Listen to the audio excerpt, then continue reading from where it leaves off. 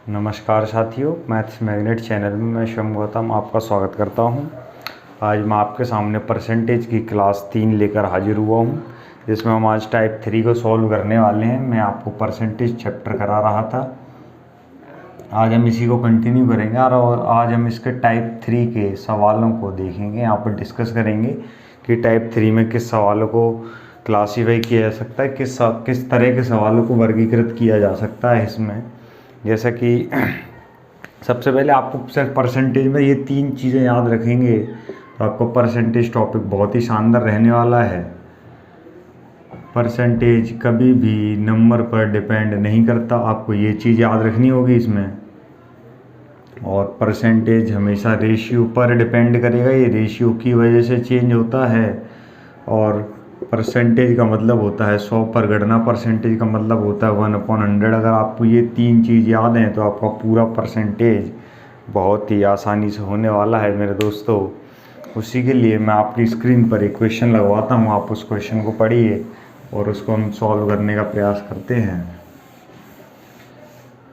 जैसे कि आपकी स्क्रीन पर क्वेश्चन लगा हुआ है, आपने देखा होगा, वो कह रहा है कि एक नगर की जनसंख्या 60,000 है, किसी गांव की, किसी भी शहर की जनसंख्या 60,000 है और उसमें 50% मेल हैं और 70 और 75% महिलाएं हैं, यानी कि 50% मेल हैं, उसमें 75% फीमेल विवाहित हैं, शादीशुदा हैं और एक आदमी केवल एक ही महिला से शादी कर सकता है। तो उसमें ये पूछा गया है कि उस गांव की या उस शहर की कितनी % जनसंख्या विवाहित है। सबसे पहले आपको उसमें एक चीज़ देखनी है, आपको कुछ नहीं करना है। उसमें कहा गया है कि एक गांव में 60,000 या नगर में 60,000 लोग हैं, तो ये एक नंबर है और हमें इस नंबर से कोई लेना देना नहीं है। अगर हम इस नंबर को यूज़ करेंगे तो हमारे लिए कैलकुलेशन आसान हो जाएगी। मैंने आपसे अभी कहा है कि परसेंटेज का नंबर से कोई लेना देना नहीं है, आपको सिर्फ इसमें एक चीज़ कैलकुलेट करनी होगी। यहाँ पे इसमें ही कुछ मेल होंगे, मेल को मैं एम से रिप्रेजेंट कर रहा हूँ और फीमेल को एफ से। अगर मेल के 50% विवाहित हैं, यानी कि मेल का 50% विवाहित है, तो फीमेल के 75% से विवाहित है। अगर मान लीजिए किसी गांव में 5 आदमी हैं तो उनकी शादी हुई तो 5 महिलाओं से हुई होगी, तो मेल का 50% ये भी शादीशुदा और ये फीमेल का 75% ये भी शादीशुदा, तो ये दोनों आपस में बराबर रहे होंगे। अगर ये 100 मेल शादीशुदा होंगे तो 100 ही महिला तो शादीशुदा होंगी। बस इसमें यहाँ से हमें मेल और फीमेल का रेशियो निकालना है। मेल और फीमेल का रेशियो निकालेंगे तो 75/50, इसको 25 से काटेंगे 3 बार, इसको 25 से काटेंगे 2 बार, ये रेशियो आ गया 3:2। मेल और फीमेल मिला के हो गए 5, लेकिन सवाल में कहा गया है कि मेल और फीमेल 60,000 हैं। सवाल में कहा गया है कि मेल और फीमेल 60,000 हैं, मेल और फीमेल 60,000 हैं। उसने इससे भी हमें कोई मतलब नहीं है, यहाँ पे हम एक और चीज़ निकाल सकते हैं। उसमें मेल और फीमेल का रेशियो आ गया 3:2। उसने कहा है कि कितने % जनसंख्या विवाहित है, उसने क्वेश्चन में ये पूछा है। तो तीन लोग विवाहित हैं, कितने पर? 5 पर। यहाँ से निकाल देंगे इसका परसेंटेज, यह आ जाएगा 60% लोग इस गांव के, इस नगर के विवाहित हैं और यही उसका उत्तर हो जाएगा। अगर यहाँ से पूछा होता गांव में कितने महिलाएं हैं तो हम यहाँ से इसकी वैल्यू 60,000 रख के भी निकाल सकते थे, लेकिन हमसे प्रतिशत पूछा गया है तो हम यहाँ से इसको ऐसे कैलकुलेट कर लेंगे। अभी आपके सामने और भी इसको समझने का प्रयास कीजिए। आपके सामने दूसरा क्वेश्चन आपकी स्क्रीन पर लगवा रहा हूँ, इससे आप इसको समझिए और देखने का प्रयास करिए और क्वेश्चन को बनाने के लिए प्रयास किया कीजिए। थोड़ा सा टाइम आप क्वेश्चन को बनाने में दीजिए करो, क्वेश्चन को बनाया करो, अपने आप क्वेश्चन पढ़ के क्वेश्चन को देखा करो कि क्वेश्चन किस प्रकार जा रहा है। ये क्वेश्चन आपने पढ़ा होगा और आपने थोड़ा सा सेम पिछले क्वेश्चन की तरह आपने इसको बनाने की कोशिश की होगी।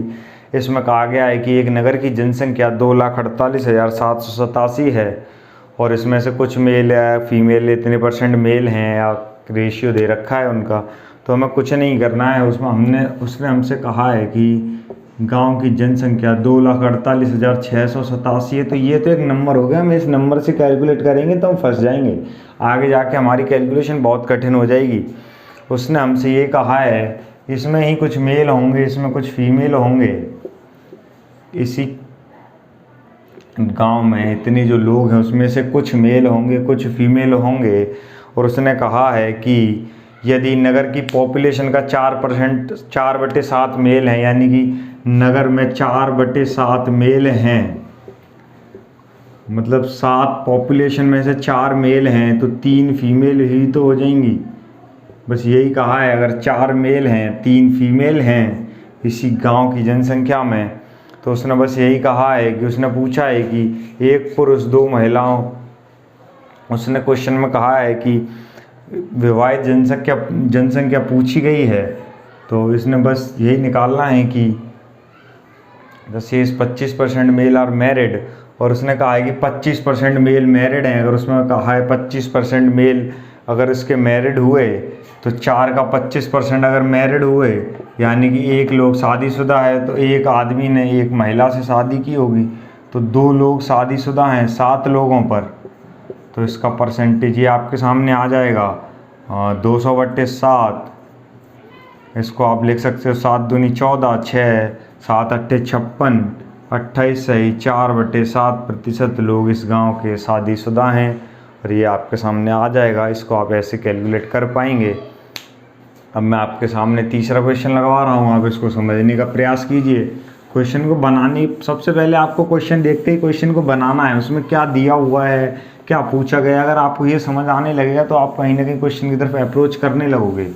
सबसे पहले आपको देखना है कि क्वेश्चन में दिया क्या गया है। क्वेश्चन में क्या कहा गया है, उसने कहा है कि एक विद्यालय में 1780 स्टूडेंट हैं, यदि 60% गर्ल्स तथा बॉयज़, 60% गर्ल्स तथा शेष बॉयज़ हैं, यदि 25% गर्ल तथा 50% बॉय परीक्षा में पास हुए, तो कुल उत्तीर्ण हुए विद्यार्थियों की संख्या बताओ, परसेंटेज बताओ, प्रतिशत बताओ, जो भी पूछा गया हो।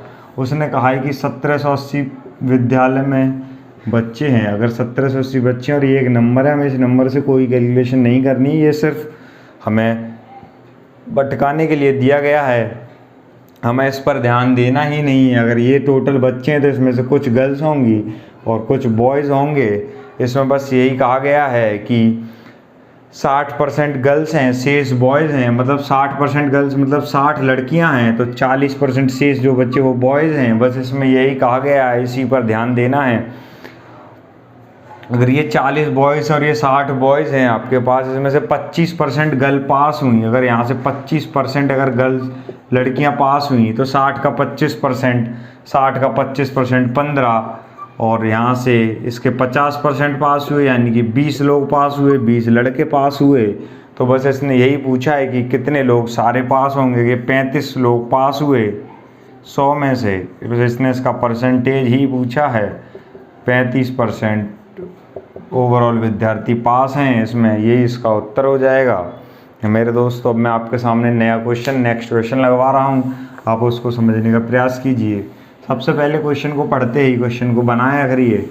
अगर आपको ये चीज़ें समझ आने लगेंगी कि क्वेश्चन में क्या गिवन है और क्या पूछा गया है, तो आप क्वेश्चन को आसानी से करने लगेंगे। जैसे कि क्वेश्चन मैंने आपकी स्क्रीन के सामने लगवाया और आपने सीखा। उस क्वेश्चन से पहले आप मेरे साथ एक चीज़ समझने का प्रयास कीजिए।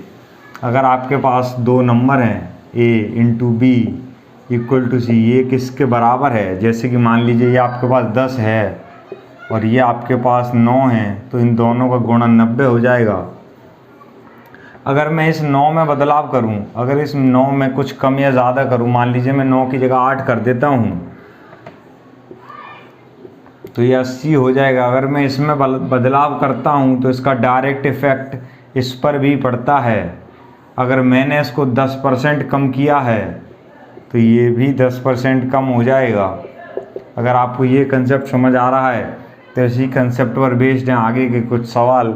हालांकि ये कोई बड़ा कंसेप्ट नहीं है, इसको हर कोई बच्चा भी जानता होगा, छोटे से छोटा भी क्लास का भी जानता होगा इसको। आप जो क्वेश्चन स्क्रीन पर लगा हुआ आप उसको पढ़ने का प्रयास कीजिए। उसमें कहा गया है कि सर्कस का जो टिकट का मूल्य है वो 12 रुपये है। यदि टिकट का मूल्य घटा दिया जाए तो इसके दर्शकों की संख्या में 80% बढ़ोतरी हो जाती है, जिससे सर्कस में आय की 20% बढ़ोतरी हो जाएगी। तो टिकट का वर्तमान प्राइस पूछा है। अगर आप कहीं भी अगर आप किसी भी मूवी देखने जाएं या कुछ भी करने जाएं तो वहाँ पे इनकम जो होती है, जो आय होती है, वो दर्शक और जो उनसे उसकी फ़ीस ली जाती है, जो उनसे टिकट का प्राइस होता है, वो सिर्फ इसमें एक चीज़ देखनी है कि जो किसी भी मूवी हॉल या सर्कस की जो आय होगी वो कैसे होगी, उसमें जितने लोग दर्शक आएंगे और जितनी उन दर्शक से टिकट का प्राइस होगा या टिकट का मूल्य होगा, बस वहीं से निकलेगा टिकट का मूल्य। बस आपको ये चीज़ दिमाग में रखनी है। मान लीजिए ये आपके पास पहले कुछ था, अब ये नया ओल्ड और न्यू, अगर आपकी उसने कहा है कि इनकम 20%, आपकी जो इनकम है वो 20% बढ़ जाती है, मान लीजिए, तो आपकी इनकम 100 से 120 हो जाती है, और जो विजिटर हैं, जो दर्शक हैं, जो पर्यटक हैं, वो 100 से 180 हो जाते हैं। तो टिकट के मूल्य में क्या हुआ होगा, कितना प्राइस है, वो बताना है। तो यहाँ से टिकट का मूल्य आप कैसे निकालेंगे? अगर आप आय में से दर्शक का भाग दे देंगे तो यहाँ से टिकट का मूल्य आपके पास निकल कर आ जाएगा। तो बस हमें टिकट का मूल्य निकालना है, हम यहाँ से इसको भाग दे देते हैं। तो टिकट का प्राइस आपके पास 1 हो जाएगा, और इसको 40 से काटोगे 3 बार, इसको काटोगे, इसको 60 से काटिए, इसको 60 से काटोगे 2 बार, इसको 60 से काटोगे तो 3 आ जाएगा आपके पास। ये आ जाएगा 1:2/3। आप 3 को इधर भेज देंगे तो आ जाएगा 3:2। अगर ये आपके पास आ जाएगा 3:2, और आप 3 की वैल्यू आपको 12 दे रखी है, 3 की वैल्यू 12 दे रखी है 4 गुनी, तो आप 2 का भी 4 गुना कर देंगे तो टिकट का जो वर्तमान मूल्य होगा वो आपके सामने 8 आ जाएगा, और यही आपका उत्तर होगा। आपसे यही फाइंड आउट करने को कहा गया है, जो कि आप निकाल चुके हैं। वो आप नेक्स्ट क्वेश्चन को पढ़ने का प्रयास कीजिए, आपकी स्क्रीन पर लगाया हुआ है। जैसा कि आपने ये क्वेश्चन पढ़ा होगा जो आपकी स्क्रीन पर लगा हुआ है, ये भी लास्ट पिछले सवाल जैसा ही मैंने आपको एक और सवाल दिया है, इसको आप पढ़िए और इसको इसी की तरह बनाने की कोशिश करिए जैसे मैंने आपको ये वाला सवाल अभी कराया है। इसमें भी कुछ नहीं कहा गया, इसमें आपसे कह रहा है कि किसी सिनेमा हॉल में, किसी मूवी हॉल में दर्शकों की संख्या 25% हो जाती है और सिनेमा हॉल की आय 20% कम हो जाती है, तो टिकट के मूल्य में कितने प्रतिशत बदलाव हुआ, ये आपसे पूछा गया है। तो आपको कुछ नहीं करना है, आपको सिर्फ एक चीज़ याद रखनी है कि आपका कुछ प्राइस पहले ओल्ड रहा होगा, अब आपका कुछ प्राइस न्यू रहा होगा। बस आपको ये चीज़ याद रखनी है। ओल्ड और न्यू का यहाँ पर रेशियो निकालेंगे। आपसे कहा गया है कि इसकी जो सवाल में पढ़ेंगे तो इसमें कहा गया है कि 25% दर्शकों की संख्या हो जाती है, यानी कि जो इसको विजिटर हैं वो 25% बढ़ जाते हैं, लेकिन सिनेमा हॉल की आय 20% कम हो जाती है। तो आपके पास जो इनकम आई वो इनकम 20% कम हो गई, यानी कि 100 रुपये पहले मिलते थे इसको, तब इसको 80 रुपये ही मिलते हैं। और आपके पास जो विजिटर, जो दर्शक हैं, वो आपके पास 25% बढ़ जाते हैं, यानी कि पहले आपके पास 100 विजिटर आते थे तो आपके पास 125 विजिटर आ रहे हैं। तो यहाँ से आपको टिकट का प्राइस निकालना है, कितने % कम या ज़्यादा हुआ, तो आप इसमें से इसको भाग दे दीजिए, ये आपके पास 1 आ जाएगा। और आप इसको भाग देंगे, जब आप इसको डिवाइड देंगे तो आप इसको काटेंगे तो ये 5 से 16 बार घटेगा, और आप इसको 5 से काटेंगे तो ये 25 बार घटेगा, तो ये आपका आ जाएगा 16:25। जब आप इसको अनुपात बनाएंगे तो आएगा 25:16। और हमसे यही पूछा गया है कि इसमें कितने प्रतिशत बदलाव हुआ, तो 9 की कमी हुई 25 पर, यानी कि 25 से आप 100 को काट देंगे 4 बार, इसके जो टिकट के प्राइस है उसमें 36% की कमी हुई। यही आपसे पूछा गया है, यही आपका उत्तर है, यही आपको इसमें बताना था। ये सवाल भी बिल्कुल पिछले सवाल जैसा ही है। तो आपके सामने नेक्स्ट क्वेश्चन आपकी स्क्रीन पर लगवा रहा हूँ, आप उसको समझिए, उसको पढ़िए और उसको बनाइए। आपकी स्क्रीन पर जो नेक्स्ट सवाल है उसमें कहा गया है कि एक व्यक्ति 50 घंटे काम करके 1200 रुपये कमा सकता है। अगर एक व्यक्ति 50 घंटे काम करके 1200 रुपये कमा सकता है, यदि उसकी प्रति घंटे मजदूरी 25% की बढ़ोतरी हो जाए, लेकिन उसके कार्य के समय में 10% कमी हो जाए तो उसकी साप्ताहिक की नई इनकम ज्ञात कीजिए। अगर किसी भी यहाँ पे समझने का प्रयास कीजिए, अगर किसी भी आदमी को जो इनकम मिलती है वो मिलेगी, उसका टाइम कितने घंटे काम कर रहा है और उसका वेजेस यानी कि उसकी मजदूरी कितनी है। तो सिर्फ इसमें यही कहा गया है, टाइम और इनकम और वेजेस 3 का ही रिलेशन है, वही कंसेप्ट पर सवाल है। आपको सिर्फ एक चीज़ सोचनी है कि इसकी पहले इनकम या अब ओल्ड और न्यू 2 चीज़ें रखी हुई हैं, और इसमें उसने आपसे कहा है कि उसकी जो मजदूरी है वो बढ़ जाती है अगर इसकी मजदूरी यानी कि इसका वेज, इसकी जो मजदूरी है वो वेज 100 से 125 हो जाता है, इसका जो वेज है वो 100 से 125 हो जाता है, और उसके कार्य करने के समय में 10% कमी आ जाती है यानी कि उसका टाइम कम हो जाता है। तो उसने हमसे कहा है कि इसकी इनकम बताओ। तो इनकम हमें यहाँ पर साफ दिख रहा है कि income equals to time into wages, तो इन दोनों का यहाँ पर गुणा करेंगे तो 100। तो इनकम आपको जैसे कि पता है कि इनकम यहाँ से टाइम समय गुणा मजदूरी है, तो आप इस दोनों का भी इसमें गुणा कर देंगे, तो आप इसका गुणा करेंगे तो 100 गुणा 100, और ये आपके पास 125 गुणा 90, ये आपके पास अनुपात में दिया हुआ है, आप यहाँ से काट सकते हैं। 25 से 5 बार और 25 से 4 बार काटेंगे इसको आप, इसको 5 से काटेंगे 18 बार, इसको 5 से काटेंगे 20 बार, और 5 से ये फिर 4 बार कट जाएगा, आपके पास आएगा 16:18। आप इसको भी काट सकते हैं 2 से 8 बार और 2 से 9 बार, ये आपके पास आएगा 8:9। और उसने यही कहा है 8 की वैल्यू तो आपको दे रखी है 1200, 8 की वैल्यू 1200 दे रखी है, यानी आपको 8 एकम 150 गुना दे रखी है, तो ये बतानी है नहीं, तो इसका आप 150 गुना निकालेंगे तो 1350 आ जाएगा। यही आपका उत्तर होगा, 1350 रुपये उसकी नई इनकम होगी, नई आय होगी, यही आपको पूछा गया, यही